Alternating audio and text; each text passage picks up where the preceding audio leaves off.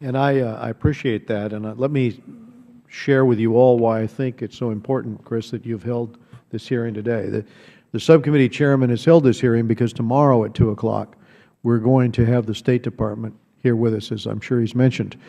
And what I really want to glean from this hearing today is, it goes to the issue of, is it the problem of the State Department not pushing hard enough in these meetings? Is it a question of not having an agenda for the meetings that they'll have coming up with the government in Hanoi?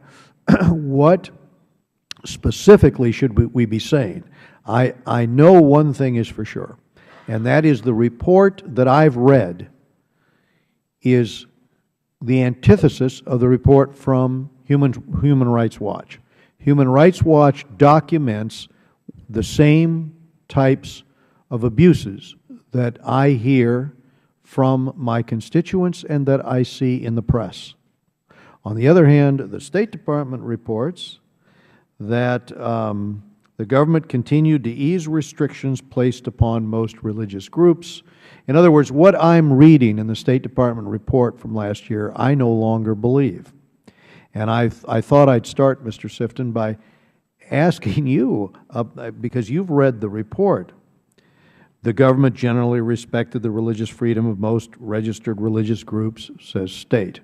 And then I go through Human Rights Watch and these other reports, as well as the reporting from the international news media, and I get the facts.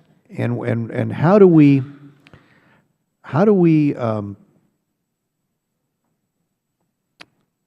try to determine what the purpose is of the State Department in understating the human rights abuses? What's your read on that? Well, obviously, I would ask that question be placed firmly into the State Department's court tomorrow. Is there any reason we can trust that this is an accurate report, given the discrepancies that you mentioned? The key word in the passage you just mentioned was registered. It's easy enough to say that Vietnam respects the rights of registered religious groups. Well, this was the point that the Venerable Thich Quang Do made to me when I visited him. He was under house arrest, and he said, well, the reason we're not going to register, the reason we don't want to change our text, we don't want to change our holy books to what the party wants us to do, because this is our religion. It's not the Communist Party manifesto, essentially. He didn't use those words, but he said this is our religion, so we want to, we don't want to make these changes. And I gather from what I've heard from the Wahao and the Cao Dai Buddhist Church and what I've heard from others is that when you come under the control of the government, it means that you also have to suppress part of the teachings in order to, and so if we're overlooking everybody who's independent, it means we're overlooking everybody who's trying to exercise their religion independent of state control. Maybe I could ask some of the other participants about that. And John, do you have any other observations on that? All I would say is I think the report does contain some information about some of the abuses that are happening. And the main State Department report obviously is pretty unvarnished. I should also note that the U.S. Commission for International Religious Freedom has an excellent report. Yeah, they have an excellent report. Yeah. At the end result, though, the question is, what is the State Department going to do about it? I think that they are pushing hard, and they do have an agenda. The question is, when do you give up? And when do you say, Vietnam, you're not negotiating with us in good faith? We don't get a sense that you're going to change your behavior. And when do you then change your context and say, I'm going to stop negotiating with you, we're not going to keep expanding these Pentagon mill-to-mill relationships until you get better? Let's hear from some of the other panelists. Yes, I would like to follow up on your question, Mr. Chairman. One question that should be asked tomorrow of the State Department officials is that how many registered churches there are in Vietnam compared to how many churches that have tried to register but have not been allowed to, such as the Khmer Krom Buddhist Church has not been allowed to. And we have a list of about 600 51 Hmong Protestant churches that have tried for many, many years to register, but they have not been allowed to. The second question would be like this. Now, since the State Department doesn't have access directly to those members of the unregistered churches, have they tried to talk to people like the Venerable Zangton right here? We brought him to the State Department last year, suggesting that they should interview him and others like him to obtain accurate information for the next report on international religious freedom. They didn't do that. The one that the copy that they just released didn't contain any interview with the witnesses that are only available here, right here in the U.S. So why? How many have they interviewed? Have they talked to? Those would be the two questions I'd like to suggest. Other observations? The Venerable Don?